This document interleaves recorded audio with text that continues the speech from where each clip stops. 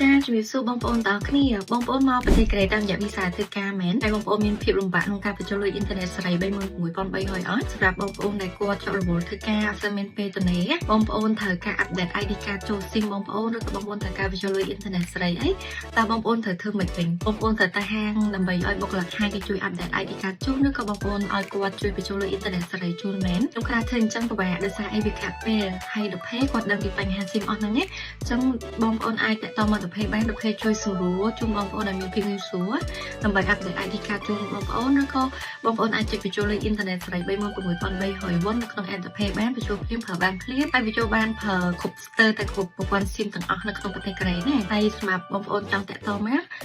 កទាំងខ្សែអាទិត្យក៏បានព្រោះដោយសារមានបុគ្គលិកប្រចាំការធ្វើការរាល់ថ្ងៃខ្សែអាទិត្យដែរអញ្ចឹងណាហើយសម្រាប់ខ្ញុំផ្ទាល់ខ្ញុំបាញ់កាតទៅខ្មែរជូនអ្នកផ្ទះដោយសារតែអ្នកផ្ទះគាត់ធ្វើការអញ្ចឹងខ្ញុំបាញ់ជូនគាត់តាមរយៈ App ដល់ពេល$1 $2 $5 $10 អីអញ្ចឹងណាបងប្អូនអញ្ចឹងសម្រាប់បងប្អូនដែលអត់បានប្រើ The Pay ទេសាកល្បងប្រើទាំងអស់គ្នាហើយសម្រាប់ The Pay ឥឡូវមាន promotion សម្រាប់ខែ2សម្រាប់ចូលឆ្នាំកូរ៉េនៅខាងមុខហ្នឹងហើយអញ្ចឹងសាកល្បងប្រើទាំងអស់គ្នាដើម្បីយើងចូលរួមលេង promotion ជាមួយ The Pay ចាក់រង្វាន់ហើយយើងអាចបាញ់កាតផ្សេងៗក្នុងកម្មវិធី The Pay បាញ់កាតហើយយើងទទួលបានលុយ point មកវិញទៀតអរគុណសូមជម្រាបលា